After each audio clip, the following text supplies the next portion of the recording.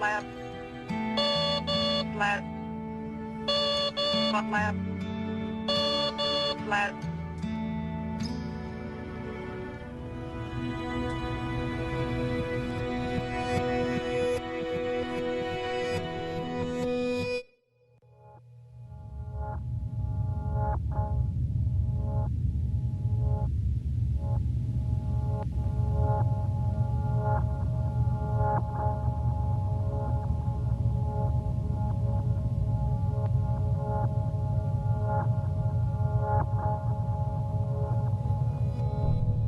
Cuando el 20 de agosto sucede esto, nos destrozó la vida. Mi única hija. Es duro. La tragedia más grave de los últimos 25 años en España. El accidente más grave en los últimos 10 años que se produce en el aeropuerto Madrid-Barajas. Hay más de 100 fallecidos y alrededor de una veintena de supervivientes. Yo hay días que todavía no me lo creo.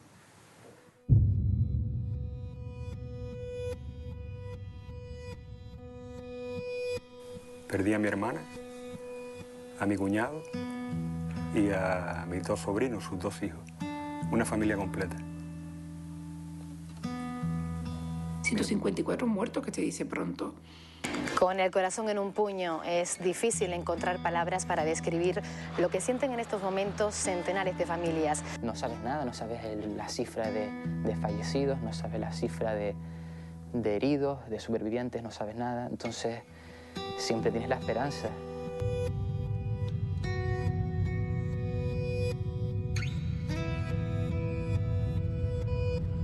Fue un gran error, pero no de una persona sola, sino de mucha gente. Un avión no se cae por un error de una persona. ¿Se podía haber evitado? Pues sí. Yo creo que sí.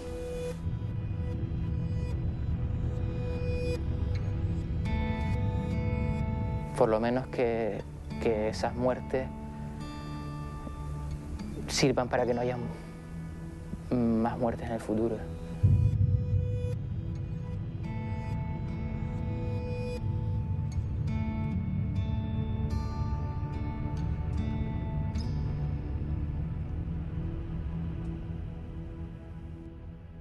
Casi 3 años después del accidente de avión de Spanair, la comisión de investigación encargada de analizar las causas del siniestro hace públicas las conclusiones del informe final. Como ya he señalado, hoy la CIAC hace público el informe final de la investigación que incorpora en un documento final único el resultado de todo este trabajo. Todo lo que rodea al informe oficial de la Comisión de Investigación de Accidentes me resulta indignante. Fundamentalmente son 308 páginas dedicadas a ocultar la verdad. El informe definitivo sobre las causas del trágico accidente de Spanair en Barajas en agosto de 2008 sigue dando que hablar. La Asociación de las Víctimas de este suceso y el Colegio de Pilotos han mostrado su rechazo a las conclusiones de este documento. Se centra única y exclusivamente en una causa del accidente, que es el error humano. Ese informe lo que está diciendo es lo que Spanair, AENA, Boeing, Fomento quiere que se diga. Y aquí no se ha sido valiente. Y se han dejado cosas por el camino. Y no se han dejado por casualidad. Se han dejado cosas por el camino porque afectan a personas que se pueden, digamos, ver dañadas por ello. Lo sangrante que resulta que la Comisión de Investigación Española necesite 308 folios para ocultar la verdad de esta tragedia.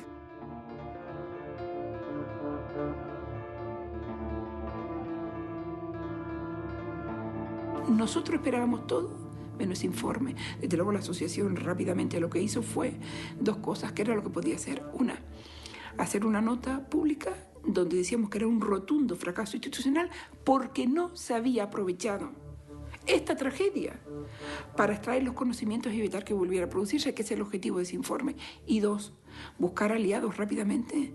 Y los aliados estaban en los pilotos. A los pilotos se le echa la culpa del accidente. Se le echa la culpa al tercero que había en cabina. Una de las conclusiones dice que hasta el propio pasaje fue culpable. Ojalá el pasaje se hubiera sublevado, hubieran salvado la vida.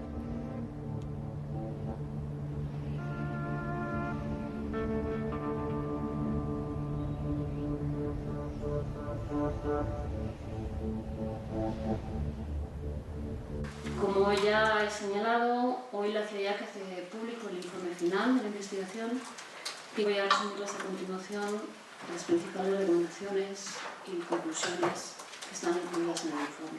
La investigación realizada ha determinado que el accidente se produjo porque la tripulación perdió el control del avión como consecuencia de la entrada en pérdida después del despegue por no haber configurado el avión correctamente.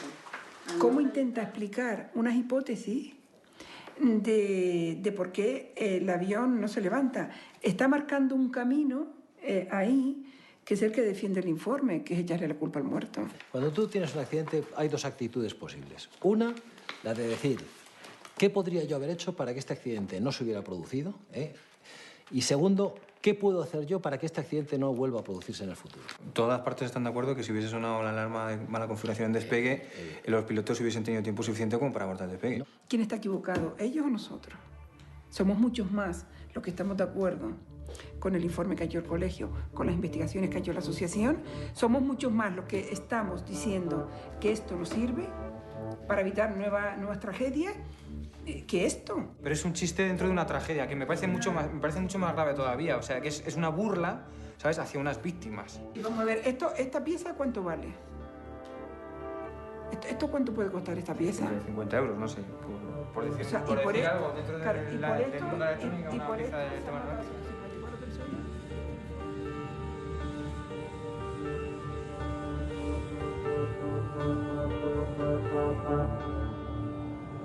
El 20 de agosto del 2008 hay un avión que tiene que salir hacia Canarias. Es un avión que tiene un comportamiento anómalo, porque estando ya en posición de despegue, estando ya con el pasaje embarcado, los pilotos detectan una anomalía.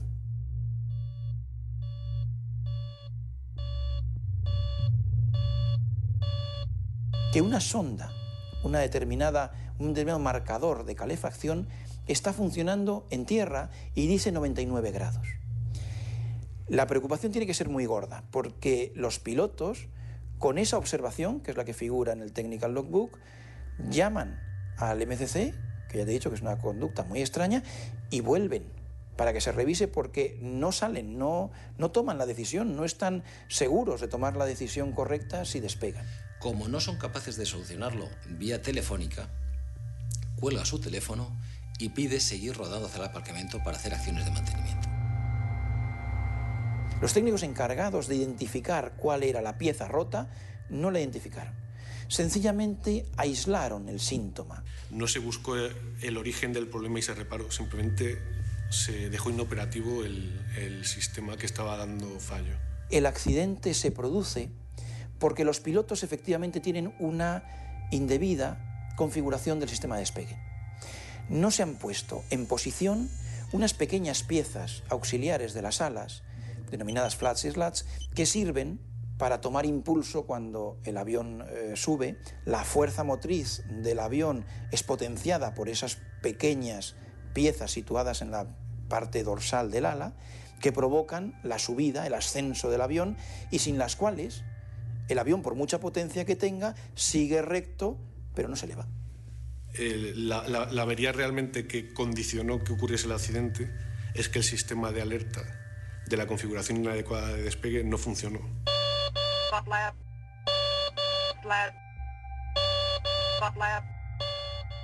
Porque si hubiese funcionado, los pilotos hubiesen advertido que estaban despegando en una configuración errónea y habrían tenido tiempo para cambiar esa configuración y evitar el accidente. Y la tripulación no era consciente de la conexión técnica que hay entre el problema que ellos detectan y el potencial problema que es que no les avise el Take Off Warning System en caso de que no saquen los flaps. Y como tampoco tienen ningún aviso en la cabina, pues ellos efectivamente cometen el error de no sacar los flaps por una cuestión de prisas, de presión, del tema de la puntualidad y de las presiones comerciales. Y cuando se van al aire, ellos no saben, ellos suponen que eso está funcionando perfectamente y que si tienen los flaps dentro les va a sonar. Como no suena nada, pues siguen para adelante. Vamos a hacer un despegue en el que los flaps no van a estar para despegue. Y vais a ver qué tipo de aviso nos da el avión. Tampoco. Como podemos ver, tenemos una luz directamente a los ojos del piloto que es imposible de ignorar. Además hay un aviso acústico. el avión no va a volar, nos vamos a quedar en tierra porque es la alternativa más segura que tenemos. Todos estamos de acuerdo que si suena la alarma de mala configuración al despegue, se hubiese evitado el accidente. Esto está de acuerdo hasta Spanair. Hasta los propios peritos de Spanair estábamos todos de acuerdo, ¿no? Vale, la conclusión, ¿no? Entonces, lo más importante es averiguar por qué no ha sonado la alarma de mala configuración al despegue. Es lo más importante en la investigación. ¿Cuál es la conclusión de este informe? ¿Cuál es la conclusión respecto a eso? No sé por qué no ha sonado la alarma de mala configuración al despegue. Y peor todavía, no es que no sepa por qué no ha funcionado, sé que no ha funcionado y estoy seguro que no tiene nada que ver con el relé 2.5.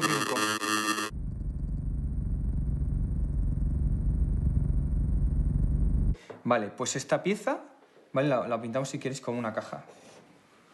¿Vale? Este sería el relé. ¿Vale? Y dentro tiene interruptorcitos como los de la casa, el de la cocina, el del baño, etc. ¿Vale? Lo voy a pintar así, muy básico, ¿vale?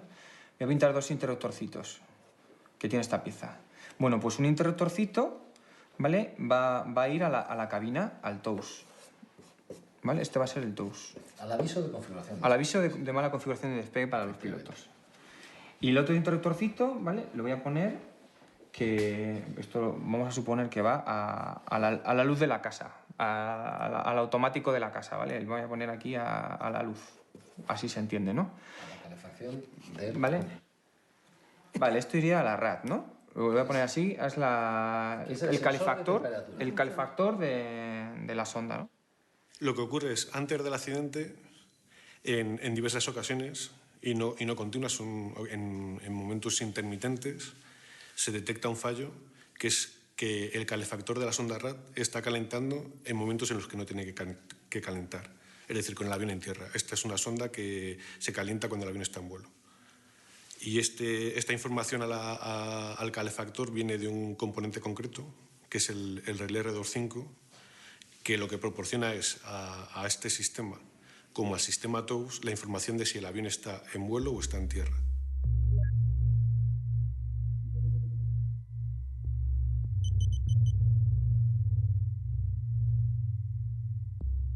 El problema es que la operación que hizo el técnico de mantenimiento es cortar la alimentación al calefactor. No se identificó la pieza lesionada. Sencillamente aislaron el síntoma. Habría que haber ido llevando el origen de esa pieza que calefactaba hacia el motor donde surgiera la energización, el relé R25, que es la pieza que estimamos desde la asociación que está funcionando mal. Yo no puedo asegurar de una forma totalmente rotunda, con un 100% de seguridad, de que el fallo sea de este componente en el momento del accidente, pero desde luego tengo una certeza que es lo más probable. Y con más probable estoy hablando de una cifra tan próxima al 100% como 99, muchos 9%.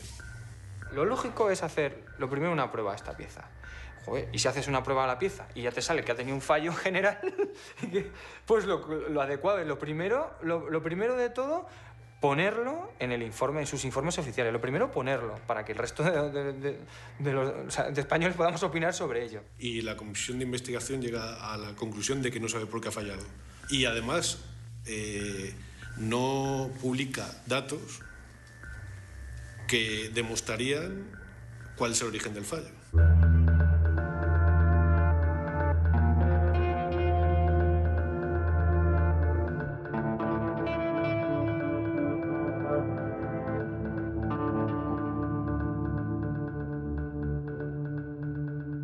Este accidente es un antecedente claro de lo que luego pasó en el aeropuerto de Miami en el 2008. Jack Uspet es el jefe de operaciones de la compañía y este hombre se queda tan impactado con lo que ocurre que viene e investiga en España, investiga por su cuenta y entonces él llega a una serie de conclusiones y se presenta a ver a la CIA y le dice lo que hay.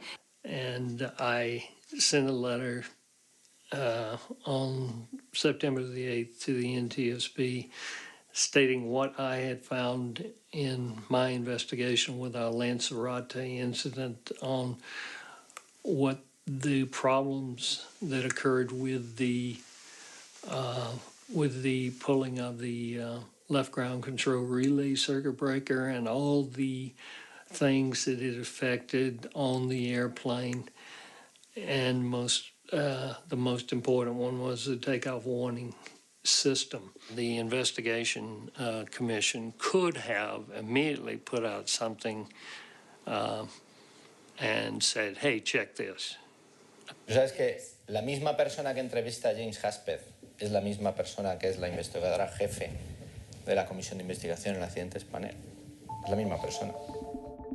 Este hombre se ve impotente de lo que investiga, venir a que los funcionarios de la CIA recojan de la casi tragedia de Lanzarote algo que evite nuevos accidentes y además detecta dónde está el problema. I went to Madrid for 2 days and went to their offices and had an interview with some of the same people that I had seen down in Lanzarote for the initial investigation. Este titular de este periódico, de que avisé a España que podían pasar lo del MD y no hicieron nada, esto va a pedirle explicaciones a alguien. Yo no sé de qué te sorprendes lo que han hecho con este hombre, si con nosotros han hecho exactamente lo mismo. Hemos ido ahí repetidas veces a decirle los problemas que había y enseñarle esta hoja suya y han pasado olímpicamente. Luego, en la ciencia de la seguridad aérea, también se conocía que ese relé estaba vinculado a otros accidentes de aviones que habían tenido unos defectuosos procesos de configuración. Luego, llegar a la conclusión de que cambiando el relé podrían haberse evitado estas disfunciones no era ni algo oculto, ni algo secreto, ni algo difícil de concebir. Something should have been said about that circuit breaker in the investigation. If they left out this information, then I think it's an omission that they need to go back and investigate. ¿Qué pasa? Si entramos a fondo en esa cuestión, lo que queda en evidencia es la Comisión de Investigación de Accidentes. Estamos hablando de Lanzarote, pero es que en 1987 está Detroit, un caso exactamente calcado a este nuestro. There's been a major commercial airline crash tonight near Detroit's Metropolitan Airport. Northwest Airlines flight number 255 had just taken off when it experienced trouble and crashed in flames. What happened was very similar to the Detroit accident. The pilots failed to put the flaps and slats down. I told them it was my opinion that the circuit breaker was involved. Un accidente que es calcado de un accidente que ocurrió en el año 87 no puede cerrarse diciendo que la causa del fallo del Takeoff Warning System no se conoce. Ya entonces, desde 1987, el fabricante del avión esto lo tenía que haber corregido. Con lo cual la conclusión es que la CIA sabía perfectamente que había problemas en el diseño del Takeoff Warning System del MD y no emitió ningún tipo de alerta de seguridad.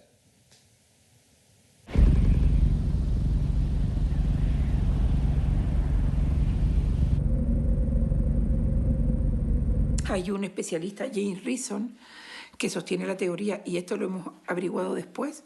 Este señor ya es mayor y, en fin, ha estudiado mucho el tema de los accidentes aéreos. Este señor dice que el origen del eslabón primero de la cadena de un accidente aéreo está en los más altos niveles de decisión de la administración.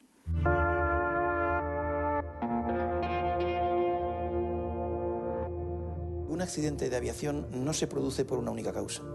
Habrás visto que se da la tesis que denominan del queso Gruyère, tiene que haber una alineación de agujeros. Las fallas tienen que estar en hilera.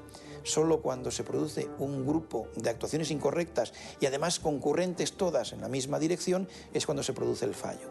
Entonces aquí estarían los pilotos, aquí estarían los técnicos de mantenimiento, el servicio de mantenimiento de Spanair, aquí estaría el fabricante, en este caso era un MD, actualmente Boeing, y aquí estaría la administración.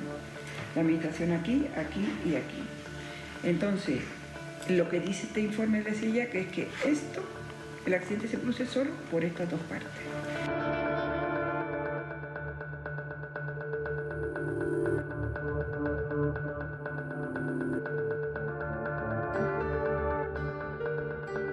Son 3 las circunstancias que concurrieron para que la aeronave despegara en esta situación. La tripulación no seleccionó los flaps y los slats para el despegue. La tripulación no detectó el error en la configuración al no utilizar adecuadamente las listas de chequeo. Y el sistema de aviso de configuración de despegue, TOWS, no emitió ningún aviso durante la carrera de despegue sobre esta configuración incorrecta del avión.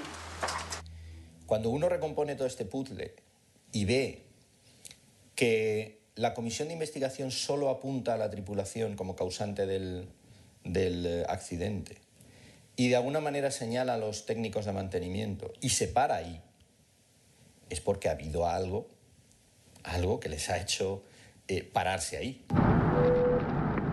Buenas tardes, señores pasajeros, bienvenidos a bordo de este vuelo Spanair 5065, destino Madrid, les habla el comandante.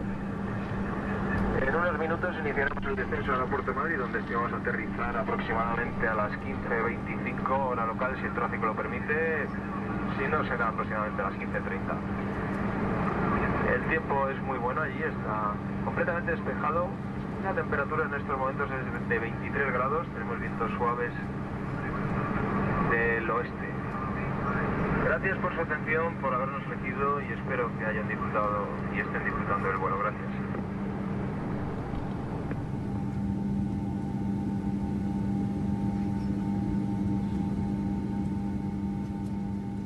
No pueden hablar, no pueden hablar. Yo imagino que habría movida, pero claro, él nunca nos reflejó la movida.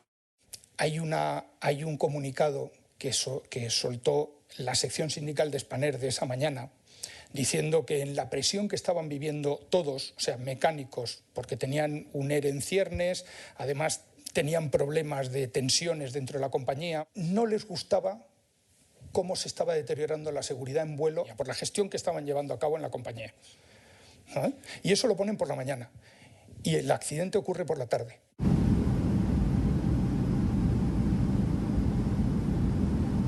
El 5 de enero de 2006 tenía asignado un avión en Jerez de la Frontera para hacer Jerez-Madrid.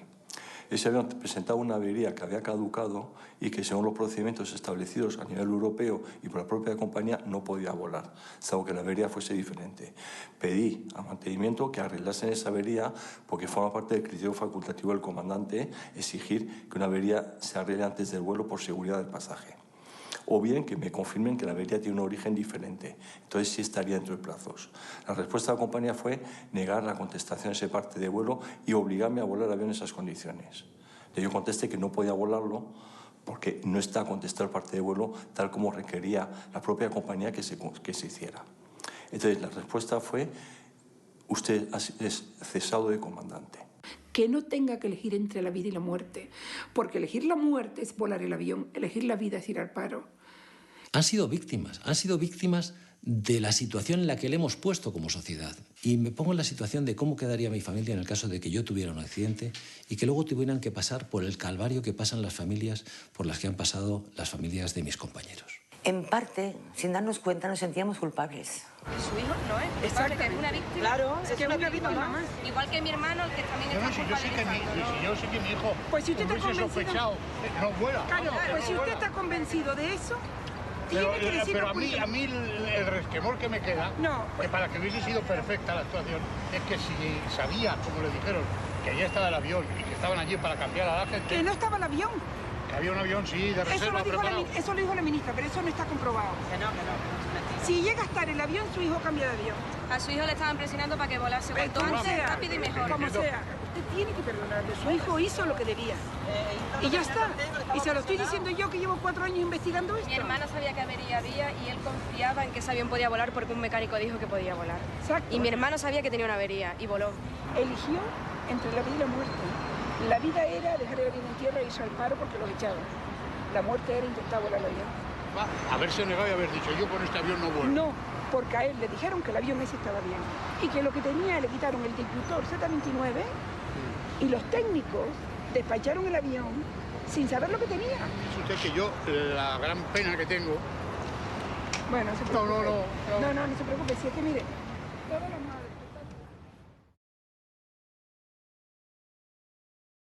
Para Para mí sería, desde luego, un motivo de orgullo el haber conseguido que ese padre se dé cuenta de que su hijo era un excelente profesional y que la situación en la que se vio le desbordó, pero le desbordó porque le hemos puesto en esa situación.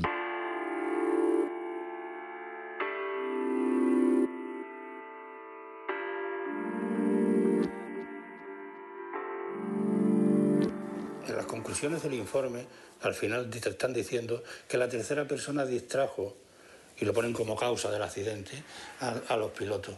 Eso es una tontería común, pero vamos, como un piano de grande.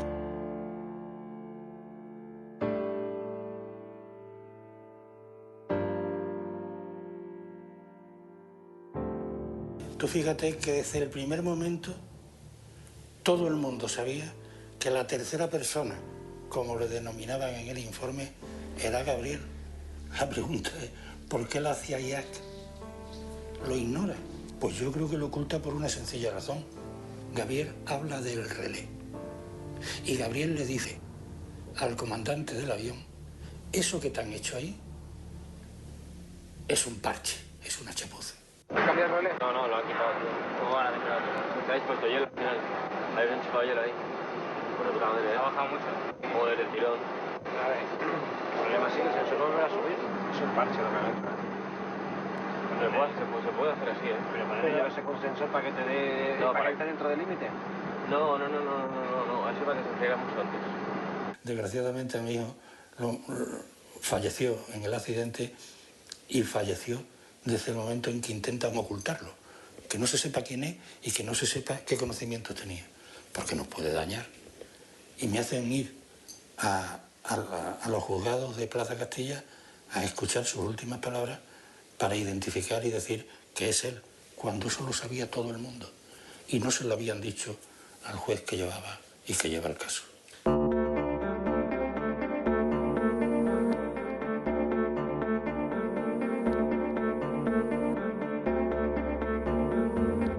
Las acciones llevadas a cabo por el personal de mantenimiento de Spanair en Barajas para detectar el origen de la avería y para solucionar el calentamiento de esta sonda RAT que se había detectado fueron limitadas.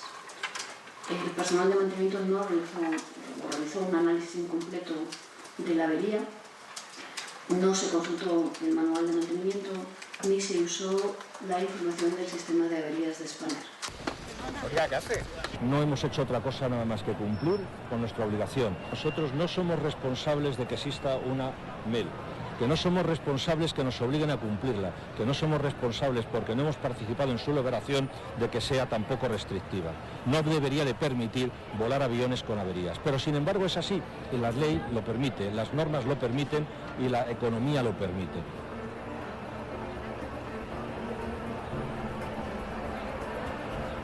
Hay unos esfuerzos desmesurados en poder demostrar que ha habido un error, cuando es mucho más fácil de ver esos errores en otros eslabones más poderosos que están por encima de nosotros. Y deberíamos de apuntar fundamentalmente hacia la Boeing.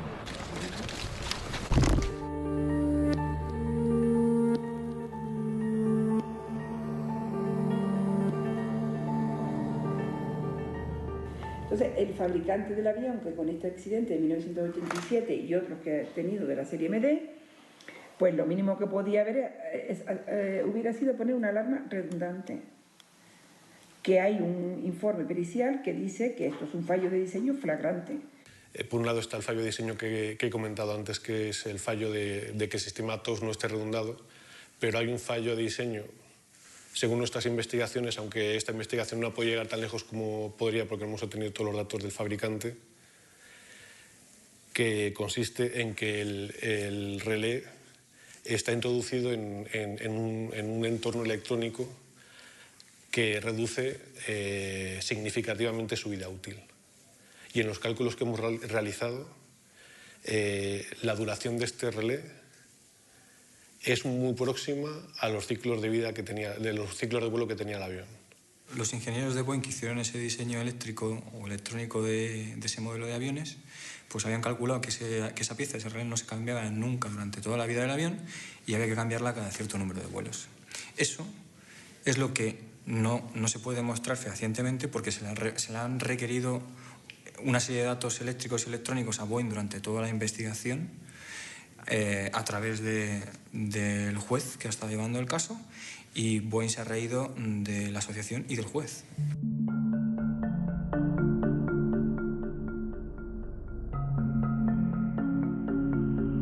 Boeing no colabora en la investigación técnica del accidente porque no hay unos límites definidos. Es decir, Boeing sabe que la investigación técnica está bajo el paraguas de la investigación judicial y que todo lo que salga de la investigación técnica se va a poder utilizar en la investigación judicial. ¿Y a quién le interesa que no salgan esos datos, esos fallos, como el de duplicidad, redundancia o ese fallo de esas pruebas en esa pieza?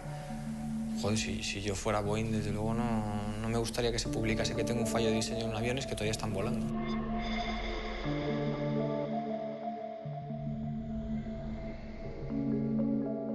¿Qué habría pasado si Boeing llega a aportar esos datos? Se demuestra que aparte de un fallo de duplicidad existe además otro fallo de diseño y se descubre que todos los accidentes que ha habido hasta ahora con esa serie de aviones relacionados con el fallo de alarma de despegue tienen que ver con ese fallo de diseño de Boeing. ¿Qué ocurriría?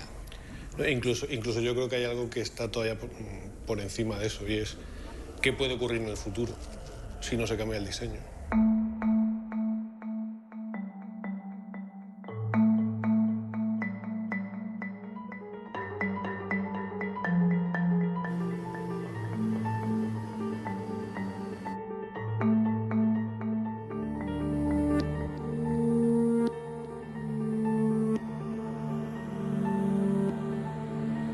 Pero es que luego está la administración. Entonces, claro, ya salimos de aquí y decimos que la administración, la licencia que tenía el avión para volar, estaba prorrogada y estaba prorrogada sin inspeccionar el avión.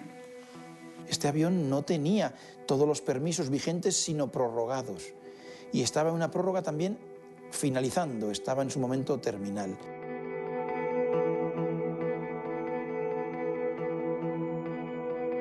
Hay una petición por parte de la compañía Aviación Civil de prorrogar un mes más el permiso certificado del avión. Y Aviación Civil se lo da y no inspecciona el avión.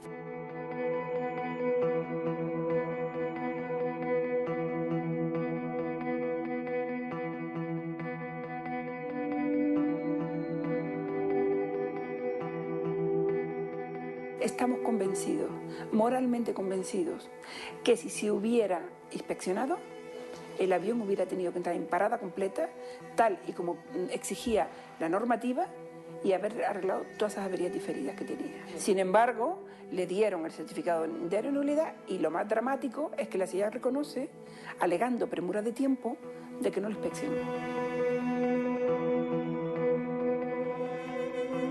No fue posible llevar a cabo la inspección antes de que finalizara la validez del certificado, estando prevista su realización para el 22 de agosto de 2008. ¿Cómo no se les cara de vergüenza con esto? Por favor, que ya estamos en el antes del accidente. Y yo voy a estas declaraciones del director general de Aviación Civil y está explicando, está reconociendo implícitamente que no hay inspectores porque la administración no puede pagarlo.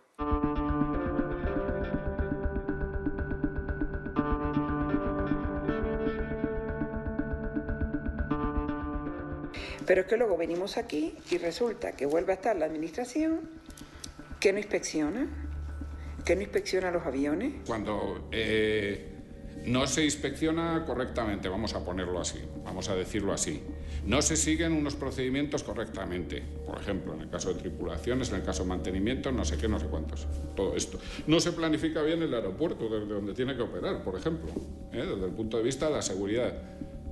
Cuando todo esto se produce el caos. Entonces tenemos otro elemento, tenemos otra amenaza. Hay una falta de supervisión que lleva a la industria a prácticamente hacer lo que le conviene en cada momento, que hace muchos años no era tan problemático porque no había la competencia que hay ahora, era prácticamente monopolio y realmente las compañías se autorregulaban, ¿no? Pero en un ambiente competitivo como el que hay ahora, evidentemente las desviaciones o las posibles malas prácticas están presentes, y si no hay una autoridad potente que sea capaz de supervisarlas y de corregirlas, pues tenemos una situación que es de riesgo.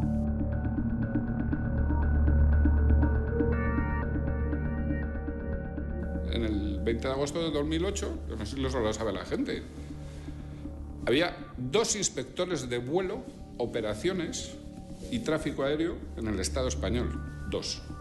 ¿Cómo pueden hacer 2 inspectores la vigilancia de todas las compañías aéreas? Como esa carencia, se ha puesto un parche. Aquí pasa un accidente y se tapa, lo primero en España. Se tapa. El caso del inspector de vuelo, Javier Aguado, bueno, esto es un tema de novela. Cansado de llamar a puertas cerradas, Javier Aguado decidió atacar fuerte presentando una denuncia en los juzgados de Plaza de Castilla contra la ministra de Fomento. Se lo informa a la señora ministra y al director general de Defensa Civil en varios informes, sí. ¿Y no le hicieron caso? No, me han expedientado varias veces. Acusaba a Magdalena Álvarez de inhibición grave de sus funciones por no haber hecho caso a una denuncia fechada el 25 de noviembre de 2004. En ella se demuestra que Iberia falseó presuntamente un informe de temperatura de un motor para que un Airbus siguiera volando sin tener que reparar la pieza.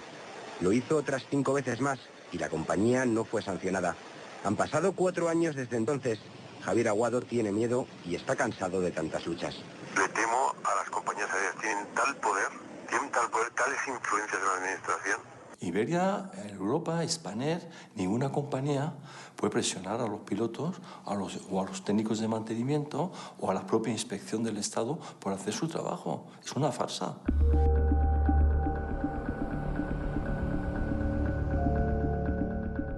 Yo creo que la inspección no está funcionando y que las compañías hacen, entre comillas, lo que quieren.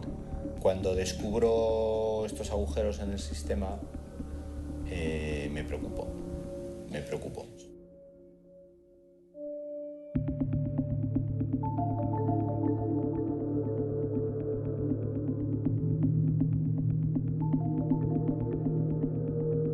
Spanair no puede hacer mal las cosas si el Estado no deja. Este avión estaba averiado. Este avión llevaba varios días averiado. Aunque los mecánicos, los técnicos de mantenimiento no lo hubiesen detectado, aunque los pilotos no lo hubiesen detectado, sí queda un registro de que ahí está fallando algo. Si está fallando durante una serie de días, ese avión hay que pararlo. Y hay una cosa que tenía que estar funcionando en el momento del accidente, que es el programa de análisis de datos de vuelo, que eso es una cosa que ya hacen todos los operadores. Y en Spanair, concretamente en la flota MD, no estaba funcionando y era requisito imprescindible. ¿Qué tiene que ver esto con el accidente? Muy sencillo. Si el relé estaba fallando, se podían haber descubierto esos días atrás en los que falló, se podía haber descubierto por parte del Departamento de Seguridad en Vuelo de Spanair y haber parado ese avión. Si la autoridad permite que Spanair siga operando con eso, sin ponerlo en marcha, no le puede conceder un permiso. ¿Considero Spanair responsable de esa tragedia?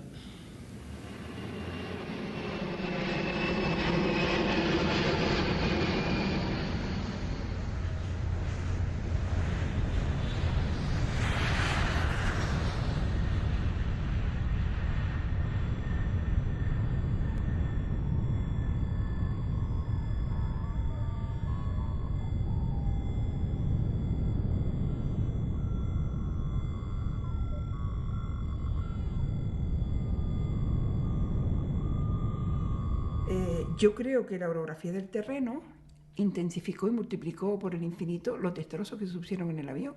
O sea, la velocidad que lleva hace que no caiga inmediatamente al fondo del terraplén, sino que caiga más allá del terraplén. Y cae ya sin sustentación, y es lo que hace que en ese momento el avión, al caer completamente plano contra el suelo, tenga un impacto fortísimo contra el suelo, que es lo que realmente destruye el avión. ¿Qué pasa si no está el terraplén? ¿El avión se hubiera frenado, se hubiera seguido en línea recta? ¿Hubiera tenido tantos desperfectos? Probablemente habría tenido muchísimos menos desperfectos de los que tuvo debido a esa configuración del terraplén. Lógicamente tiene que haber una zona de seguridad final donde si el avión se queda largo, por ejemplo, pues tiene que tener un espacio llano.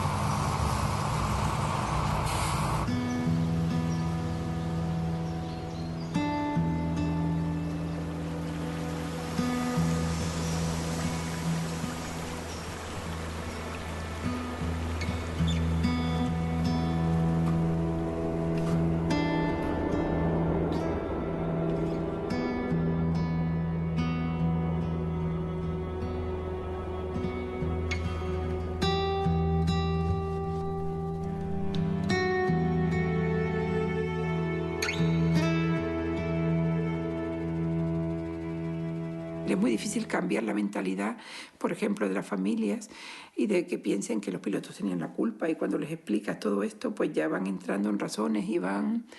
o que le intentas explicar de que aquí hay otras responsabilidades y tal, pero no creas que es fácil, ¿no?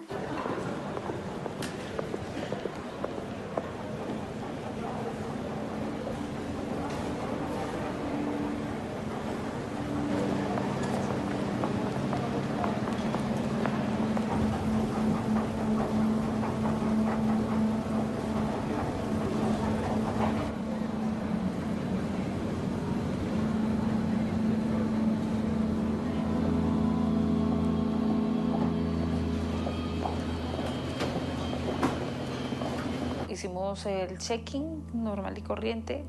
A las 12:15 me puso un mensaje que ya estaba en el avión, que parecía que no iba con retraso. Me manda un mensajito que me dice: mami, ya vamos para allá, besitos y tal. Yo no recuerdo ni ver al piloto tenso, ni a nadie tenso, ni pidiendo bajarse, como muchas veces se dijo. Y como a los 40 minutos, yo creo media hora, 40 minutos, el piloto nos informa que ya se ha solucionado la avería y que nos vamos.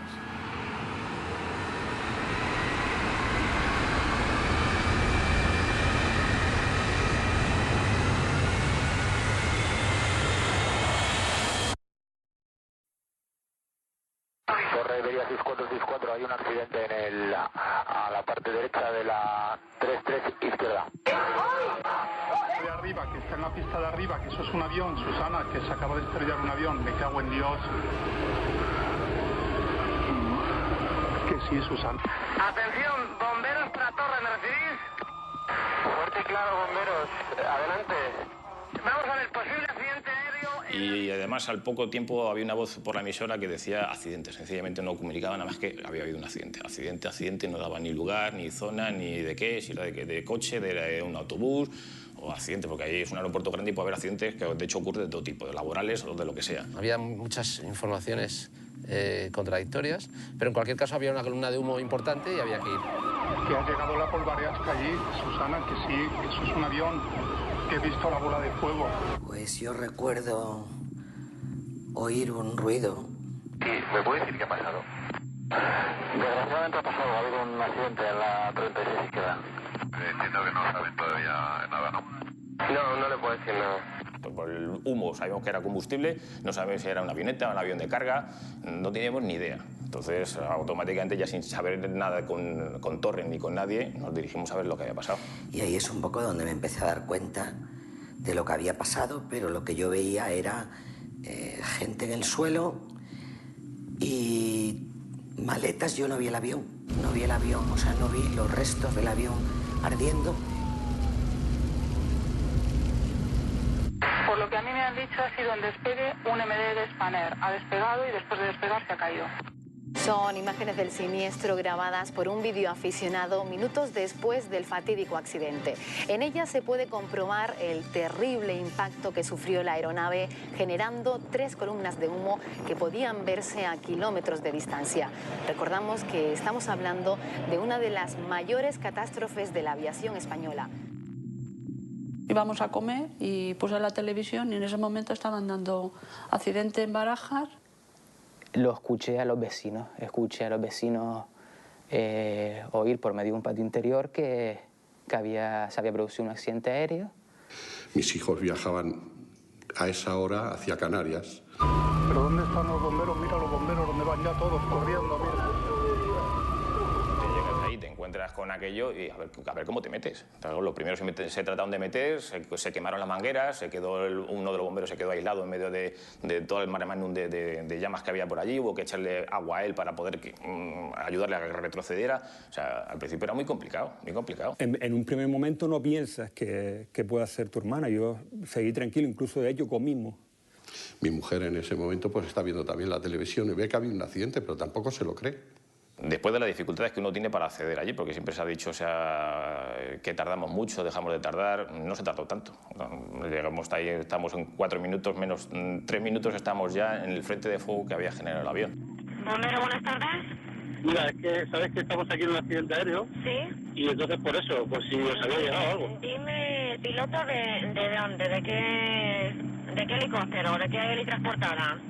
Perdona, mira, yo soy el helicóptero de emergencia de Madrid, de sanitario. Sí. Y estamos en un accidente en Barajas, sí. Y mira, el bomberos de la comunidad no puede enviar ningún medio aéreo hasta que no lo autorice el aeropuerto. Y de momento no tenemos esa autorización. Espera. Bombero, buenas tardes. Hola, mira, soy Eugenio otra vez, el piloto del Suma que te he llamado. Sí. Oye, mira, ¿hay algo para que la autorización que os la agilicemos de aquí o eso? Es que me parece, después, ¿sabes que algo es un avión de pasajeros de 100 y pico personas? Y está rodeado de fuego, entonces me parece algo lamentable que estemos esperando una autorización. Y yo coordiné a los medios aéreos junto con la Torre de Barajas para que pudiéramos apagar el incendio forestal o parte del incendio forestal para que pudieran entrar todos los medios sanitarios y de rescate y de emergencia y tal.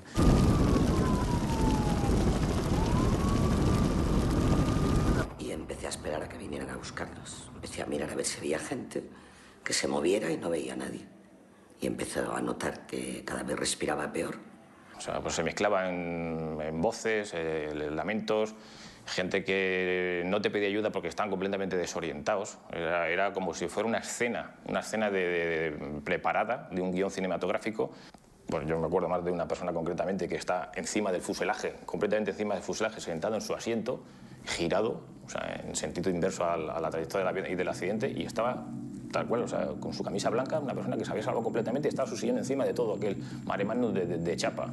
Hay supervivientes, hay gente que está sentada en el suelo. Por favor, necesitamos mucha ayuda porque hay mucha gente completamente perdida entre el fuego. Que en cuanto nos dijeron, que nos lo iban diciendo por radio, que había algunos supervivientes, no nos lo creíamos. Y empezaron a pasar minutos y minutos y minutos. Yo empecé a respirar cada vez peor hasta que me di cuenta que tenía un neumotórax a tensión. Y eso mínimamente tarda entre 30 y 45 minutos en instaurarse. Cuando llegaron a los rescatadores había pasado ese tiempo y quizás algo más. Concretamente, estoy viendo como un nivel del río está subiendo y hay gente que se está ahogando y te están diciendo que se están ahogando.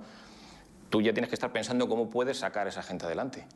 Cómo puedes conseguir que el nivel del río o no suba o conseguir que no se ahoguen.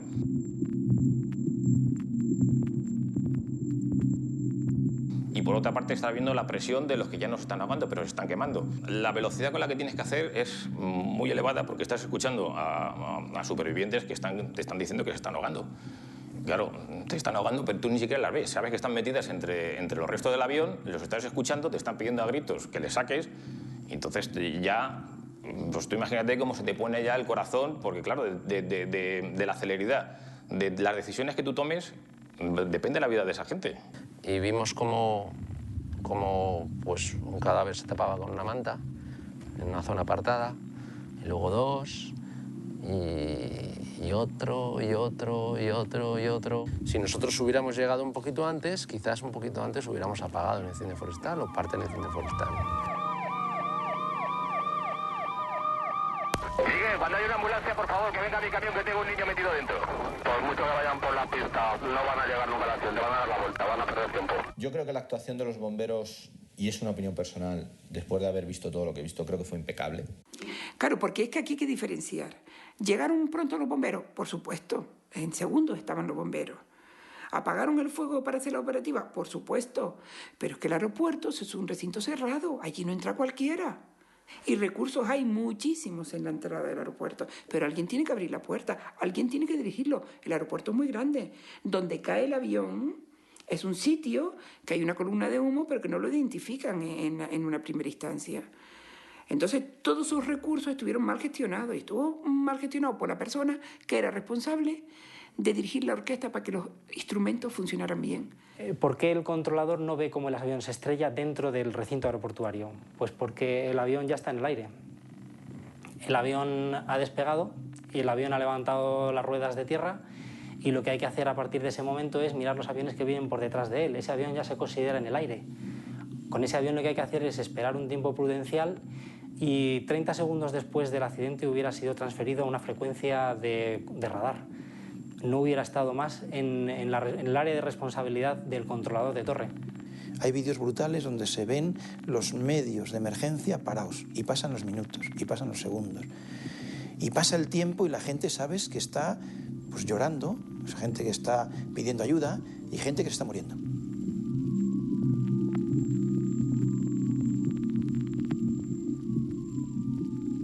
Lo que no se puede hacer es tardar 45 minutos en poner recursos sanitarios suficientes para atender un accidente con 172 potenciales víctimas que íbamos en aquel avión.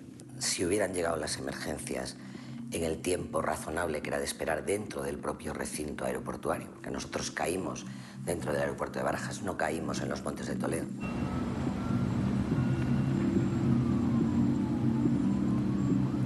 Cuando tú antes prestes asistencia sanitaria, más posibilidades tienes de salvar a una persona.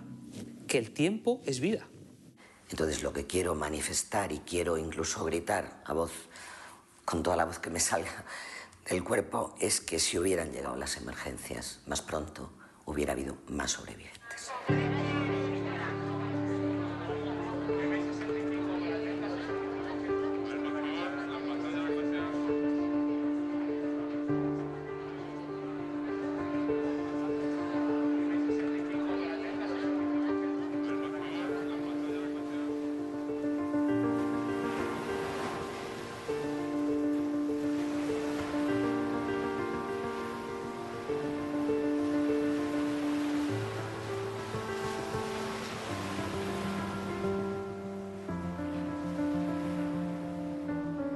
Me fui al aeropuerto, me volví loca preguntando por todos lados. Nadie era capaz de decirme nada. Ya nadie más se me acercó, yo me iba enterando de ciertas cosas pues porque oía, porque alguien llamaba, por los que estábamos allí. También lo que te hacía mosquear un poco era la cantidad de voluntarios de la Cruz Roja, de psicólogos que había. Entonces ayer te daba a pensar de que la cosa era importante. Al aeropuerto de Gran Canaria han llegado prácticamente el 100% de los familiares de los canarios que viajaban en ese vuelo. Se calcula que puede haber unas 250 personas y la prioridad para ellos es poder llegar a Barajas y tener así información de primera mano, porque aquí no tienen ningún dato.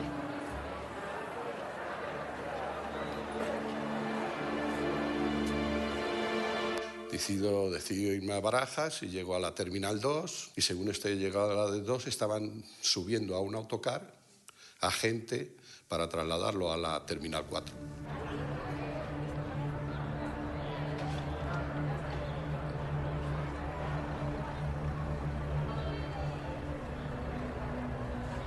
No había lista, porque no había lista de pasajeros. Allí estábamos esperando, esperemos bastante rato. Esto ya serían las 6, 7, 8 de la tarde. No puedo concluir la hora porque es muy difícil, pero bastante rato y aparecieron 3 personas. Y aquellas personas dieron los nombres de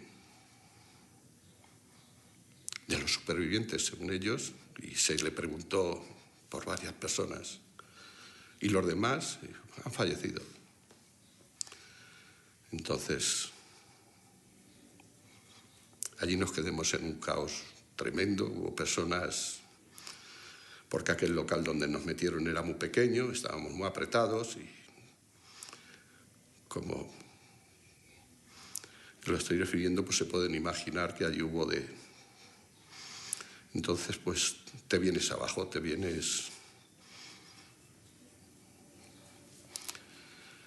Te hundes. No te lo quieres creer. Sigues sin creértelo.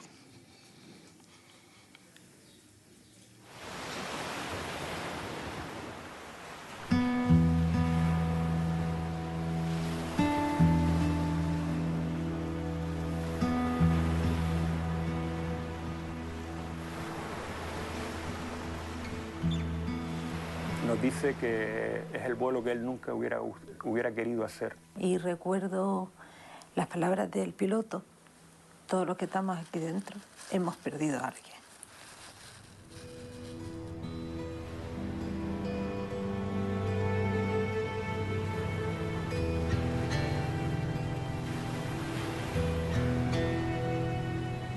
viaje extraño, muy silencioso el avión, miradas perdidas, no sé. Pero cuando realmente la gente, digamos que ya se despierta de un dulce sueño en el que espera, dice, oye, estarán vivos nuestros familiares, es cuando nombran, cuando nos dicen, vamos a tomar tierra en el aeropuerto de Madrid-Barajas, no se me olvidarán las palabras, y allí les pondremos unos autobuses que los llevarán a IFEMA. Cuando nombra la palabra IFEMA, está ya todo el avión. Dice, no puede ser, claro, porque IFEMA estaba reciente, estaba muy reciente, el 11 de marzo. Recuerdo llegar a IFEMA, aún nadie nos ha dicho nada, las únicas palabras fueron las del piloto, y bueno, comenzó a subir unas escaleras y en ese momento me enfrento cara a cara con el padre de los niños, que con una mirada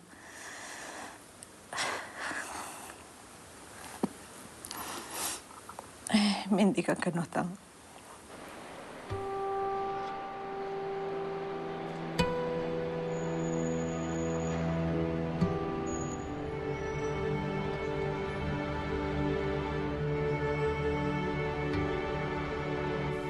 Yo me enteré pues quizás porque fueron a dar la información y lo confirmaron. Yo pregunté a uno de mis familiares y efectivamente me dijeron que mi madre era una de las fallecidas. Estaba esperando que Ana apareciera, ¿sabes? Entonces no... Los demás sí, a lo mejor, yo no lo sé, los demás no sé, yo fui a buscar a mi hija.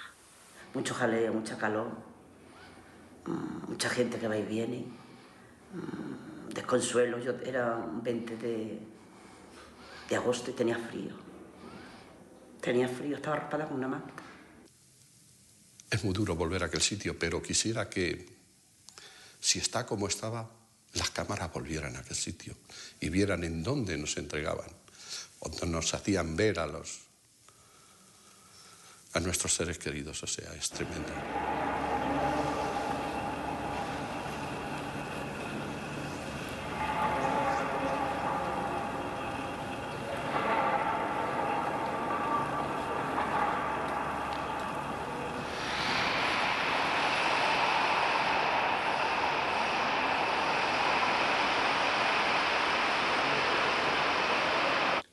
Cuando yo fui a IFEMA a intentar agilizar el encontrar a mi hijo, fue cuando me di cuenta del caos tan enorme que había allí. Llegó un momento en que tuve que decir, déjenme en paz. Yo lo único que quiero es encontrar a mi hijo cuanto antes y llevarme lo que quede de él. Y como en España, en todo, gracias a una amiga, pude conseguir que me atendieran pronto. Y a las 11 de la mañana ya estaba yo entrando en el IFEMA, en la sala donde estaba el juez, el forense y donde me iban a dar los restos de mi hijo. Yo pensaba ver a mi niño con sangre, hinchado, yo qué sé, de cualquier forma, pero a mí no se me pasaba por la cabeza que mi niño pudiese estar quemado. La verdad es que allí se nos despertaron los sentimientos más violentos, los sentimientos es que era muy duro, porque es que nosotros le dábamos la enhorabuena a la gente cuando aparecía un cadáver.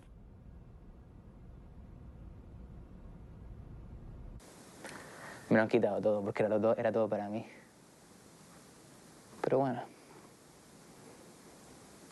seguramente me servirá para ser más fuerte esta vivencia. Es que yo no sé vivir sin mi hijo, ya está. Y todo supuestamente por un relé, por una pieza que no vale una mierda.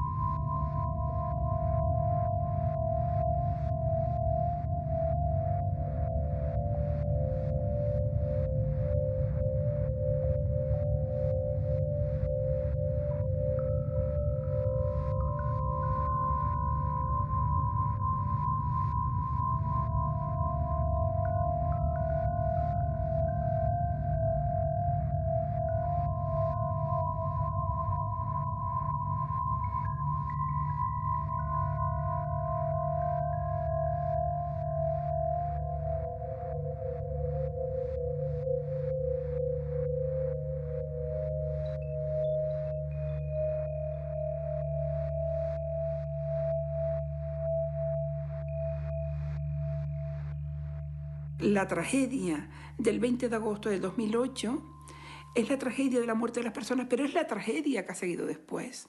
El cómo nos trataron, el cómo nos expusieron al escaparate público. Lo único que te puede reconfortar es que te traten con dignidad.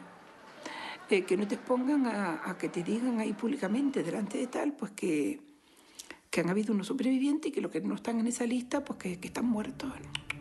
Fue indigno que nos metieran un 21 de agosto en IFEMA con un calor horroroso, con un pasillo donde dejaron colar a toda una serie de gente que iba con los más diversos intereses.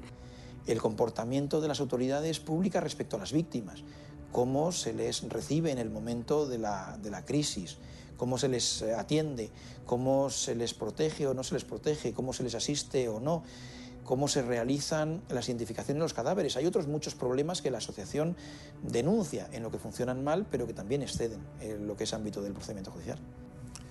En esas intervenciones de rescate yo imagino de que allí había gente buena y todo el mundo querría hacer todo el bien posible y hacer todo lo bueno que pudieran y hacer todo. Pero ocurrieron casos tremendos y hubo gente que no, para mí no fue tan buena a lo mejor. Uno de los casos que a nosotros nos pasa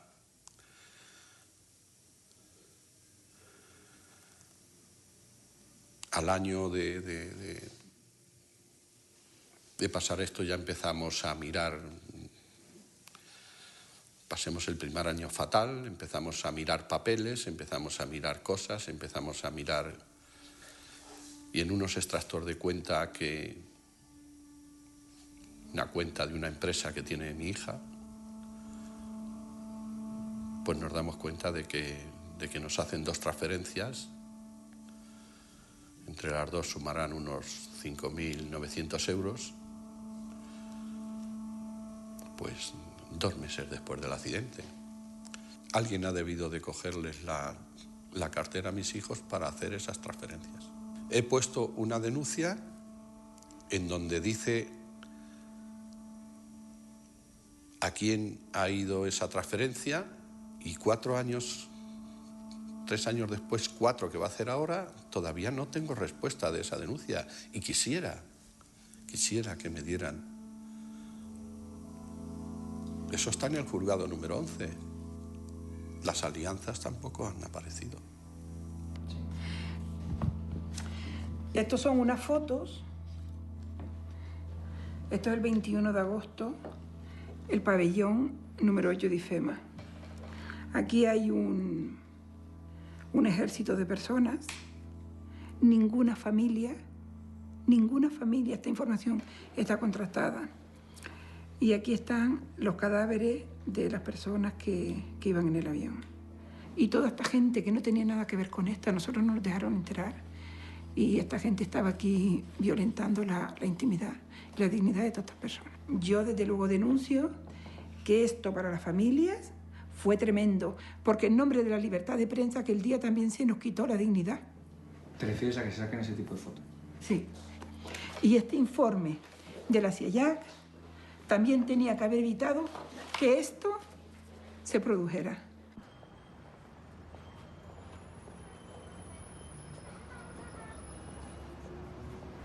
La asociación de víctimas tiene un papel fundamental. ¿Por qué? Porque, primero, su voz tiene que ser escuchada. Son afectados directos y, por tanto, son víctimas y se tiene que escuchar su voz. Y, además, ellos no tienen ningún tipo de ganancia con esto. O sea, su pérdida es tan grande que no van a ganar nunca. Ellos están haciendo un trabajo que no les corresponde. Cuando yo me impliqué en esto, lo único que pensaba y lo único que quería era saber por qué murió mi sobrina. El sistema de la aviación civil en España no está bien. Yo me atrevería a calificarlo incluso de casi putrefacto. Aquí no hay nada imposible. Ni siquiera cambiar las estructuras del sistema de la aviación civil en España. No hay nada imposible. Aquí lo único imposible es que las 154 personas vuelvan y que recuperen la salud superviviente. De resto, nada. Y si esto está mal, habrá que derribarlo. Y la asociación tiene 3 objetivos claros. 1, depurar responsabilidades. 2, que esto no vuelva a ocurrir. Y 3, la asistencia a las víctimas y a las familias de los afectados.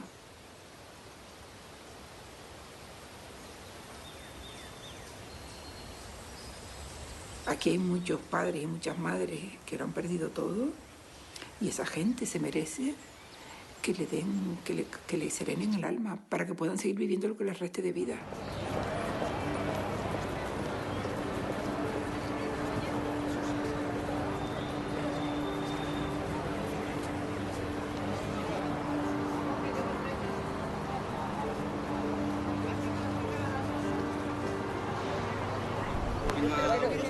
Que se sepa la verdad lo que pasó y que no vuelva a suceder.